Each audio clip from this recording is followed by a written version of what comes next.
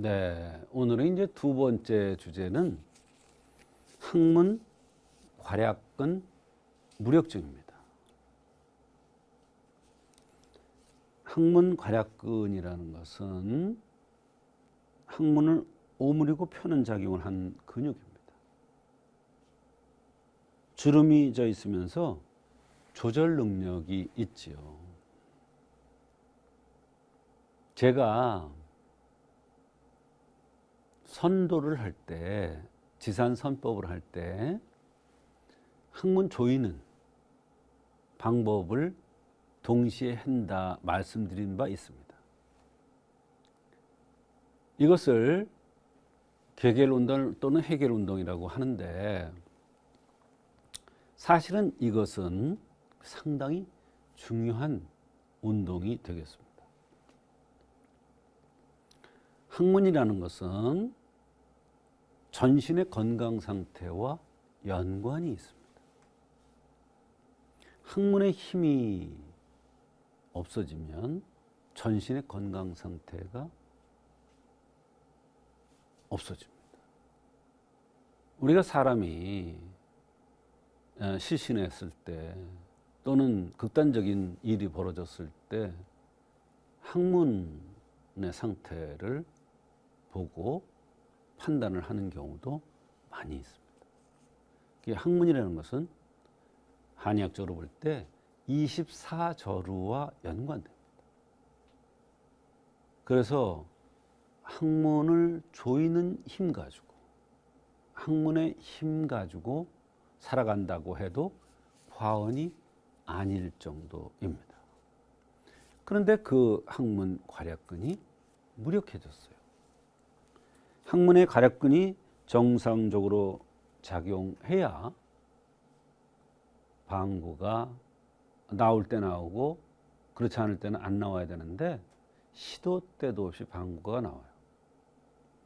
또는 대변이 방구를 낄 때 대변이 안 나와야 되는데 방구를 낄 때 대변이 조금씩 나오거나 또는 물이 찬다고 그러는 경우가 있습니다. 진액이 나온다는 거죠.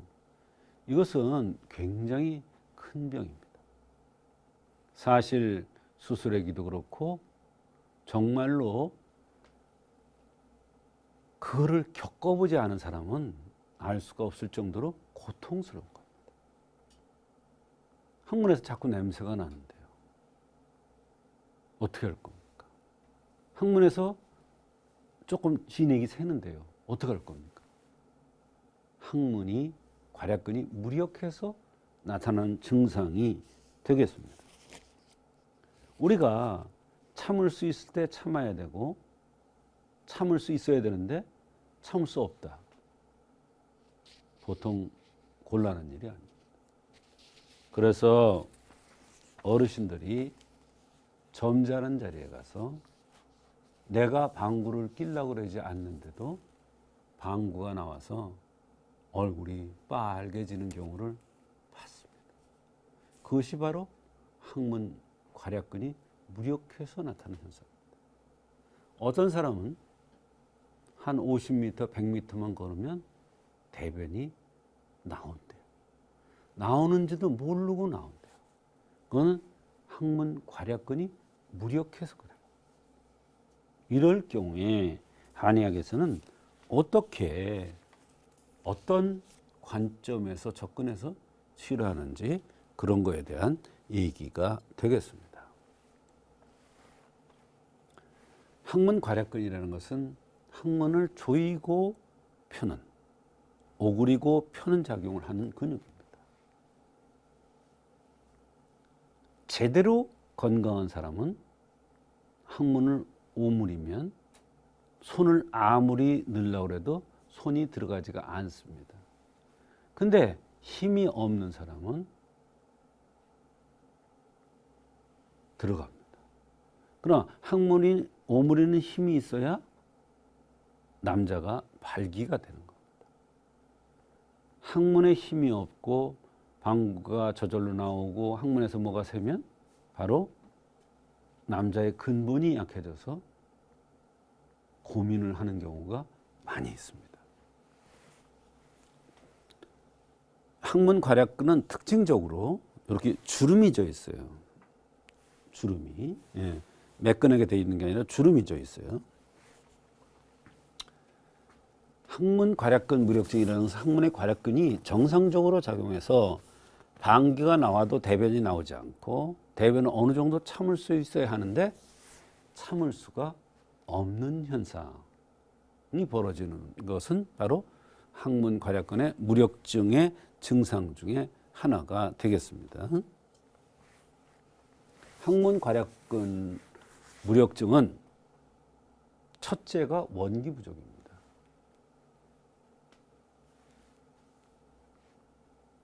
원기 부족입니다. 원기가 부족돼서 나타나는 거죠. 원기라는 것은 배의 힘이에요.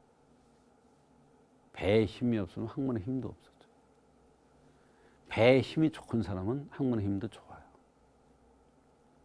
배의 힘이 좋은 사람은 항문의 힘도 좋고 남자로서의 발기도 잘 됩니다. 대개 배가 많이 나온 사람이 항문의 힘이 없습니다. 혈 부족, 허리 이하는 혈에 해당됩니다. 혈이 부족해서 항문 괄약근 무력증이 나타나는 경우도 있습니다. 명문화세, 밑에가 화력이 좋아야 되는데 화력이 꺼져가요. 나이가 들면. 그렇게 되면 항문 괄약근에 힘이 없어져서 무력증이 오는 거예요.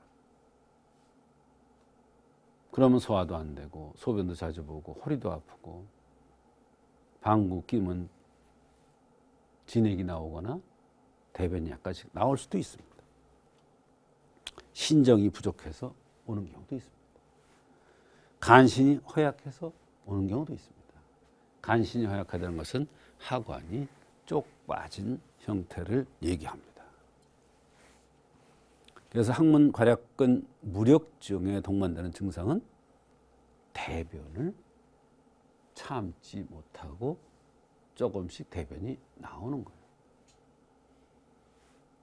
실기, 방구가 시도 때도 없이 사위 앞에서 장모가 방구를 끼지 말아야 되는데 저절로 나온다.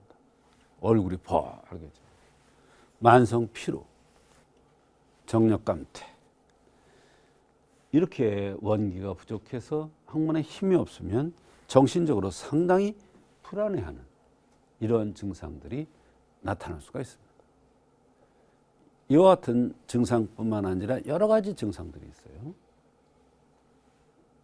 항문 괄약근 무력증에 동반되는 증상이 이거 말고도 여러 가지가 있어요. 예. 한방 치료는 보중 입기탕이라는 것으로 원기를 돋궈줘요. 아까 제가 항문이라는 것은 24조를 조절해 준다 이랬어요. 조금 있으면 입춘이 돼요. 이 절기, 24절기 이것을 조절해 주는 거예요. 그때 쓰는 처방이 보중 입기탕이에요. 말하자면 계절의 변화에 적응을 못 해가는 거예요. 그게 항문의 힘을 하는 거예요.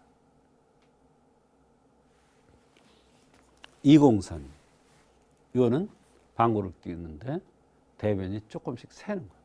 그럴 때 이공산을 쓰면 좋아져요. 팔미환 밑에 화력이 약해져서 음낭 밑이 축축하고 소변 자주 보고 허리도 아프고 피곤하고 밥맛도 없고 이럴 때 가암팔미환은 얼굴이 자꾸 검해져. 이마가 시커매져. 밤에 소변을 서너 번씩 봐. 이럴 때 가암팔미환 쓰면은 소화도 잘 되고 소변도 좋아지고 항문 괄약근 무력증도 좋아지고 난간전은 간기가 쇠했을 때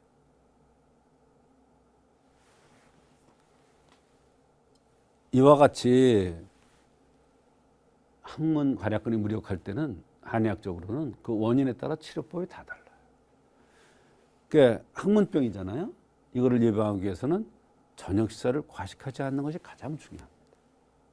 이거는 100번을 강조해도 과암이 없는 거예요. 항문은 항상 청결하게 관리를 한다. 아침마다 항문 조이기를 한다. 개결 운동이죠. 항문 조일 때는 손을, 이게 항문 조인 거예요. 항문 안 조인 거예요. 항문 조인 거예요. 이렇게 이걸로 하면은 돼요. 요거 맞춰서 조이기 하는 방법이에요. 그냥 조였다 폈다 잘 안 돼요. 술을 과음하는 것은 가능하면 피해야 돼요.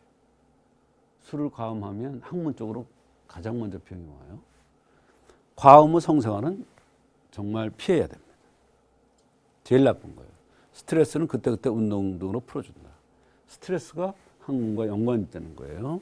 항문이 조금만 아프거나 불편해도 한방치료를 받아서 병이 커지는 것을 예방해야 된다.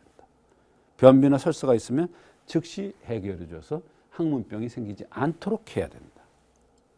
이와 같이 항문 괄약근 무력증은 한의학적으로 잘 치료될 수가 있습니다.